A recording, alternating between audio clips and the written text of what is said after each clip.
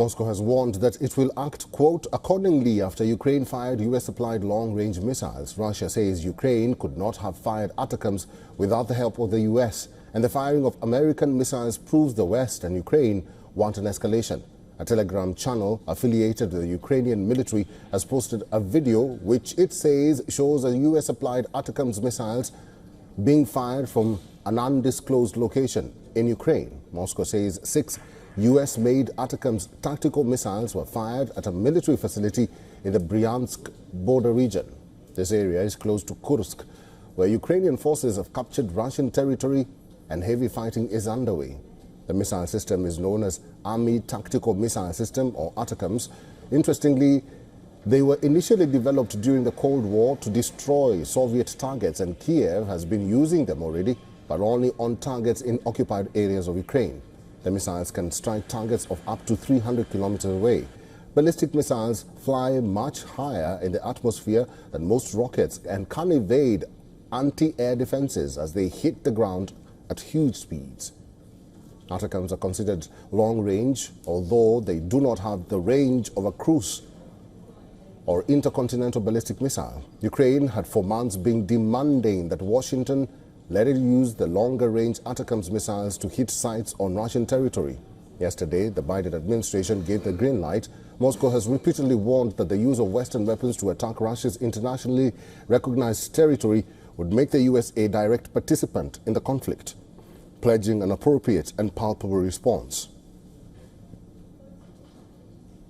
Kyiv has hailed permission to use the missiles for strikes inside Russia as a potential game-changer in the nearly 3-year-old conflict. Ukrainian President Volodymyr Zelensky says that 2025 will be decisive in determining who wins the war in an address to Parliament on the 1,000th day of the Russian invasion.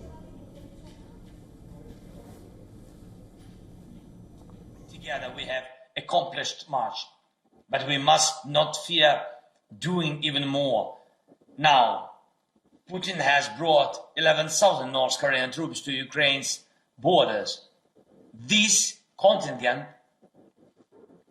may grow to 100,000. While some European leaders think about, some elections or something like this at Ukraine's expense, Putin is focused on winning this war. He will not stop on his own. The more time he has, the worse the conditions become. Moscow has significantly ramped up area attacks on Ukrainian cities ahead of winters and received more than 10,000 combat troops from North Korea to join them in the battlefield. On the diplomatic front, talk of a possible peace deal to end the fighting is growing following Donald Trump's victory in the presidential polls.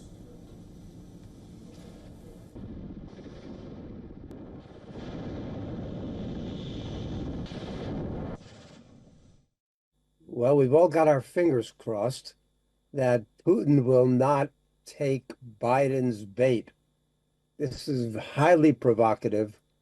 Putin has indicated very clearly this is a red line that the West should not cross, but clearly the United States has already crossed it.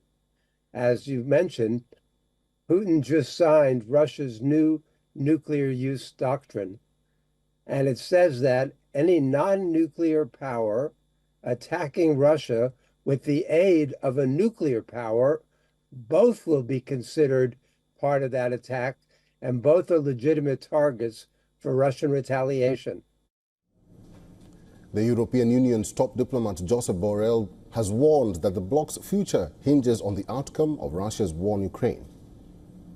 It's clear that each step that is being left without reaction encourages Russia to escalate further. No reaction, more escalation. They started by weaponizing food, by weaponizing energy, using the winter as an arm. Then they resort to Iranian drones and missiles and military supplies from North Korea, and now even with non-Korean soldiers in the borders of Ukraine. And then they call to China, and the role of China is becoming bigger and bigger.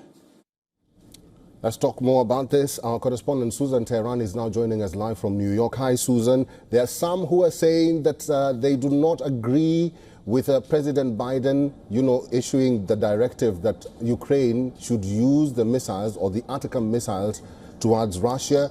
There are those who are saying that this indicates that the United States is participating in this war.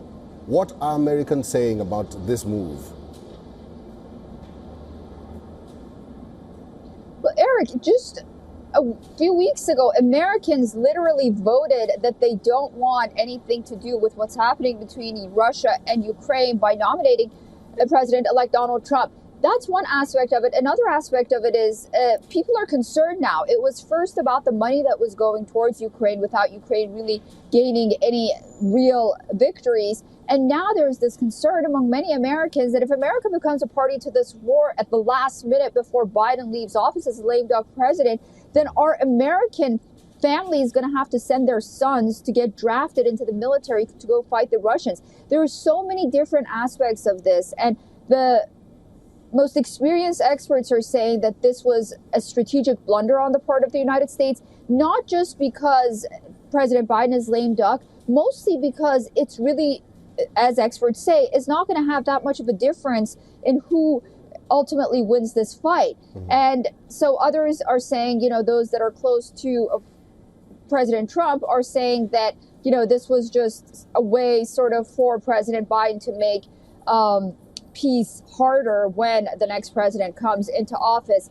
Or on the other hand, maybe Ukraine would have a higher hand in negotiations. Mm-hmm. That's very unlikely, but nonetheless, Americans are concerned. I was at the UN yesterday. America's strongest European allies are concerned. And, everyone's wondering why now? And what was this about?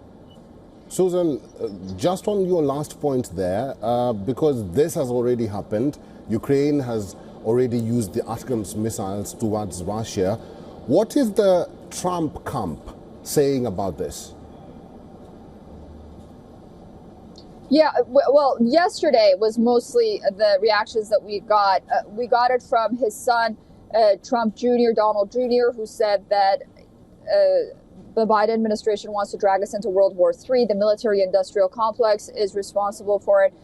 Elon Musk agreed with another Trump ally saying that, President Biden wanted to sort of prevent some sort of negotiated settlement and peace to come forth with the election of Donald Trump and take that kind of victory away from him. So, they're saying the same things that many Americans are saying. On the other hand, those that support Ukraine and giving Ukraine military aid all out, even Democrats, they're saying that the administration should have given Ukraine what it needed, when it needed, and give it the ability to use it how it had to use it before Russia had made so much advances. So, this decision was made on the one hand, but on the other hand, now the ball is in Russia's court and they're threatening some kind of nuclear reaction. I do want to say President Biden said that he believes that Putin's bluffing when asked just a few minutes ago. Mm-hmm. All right, we'll have to leave it there. That is our correspondent, Susan Tehran. Susan, thank you.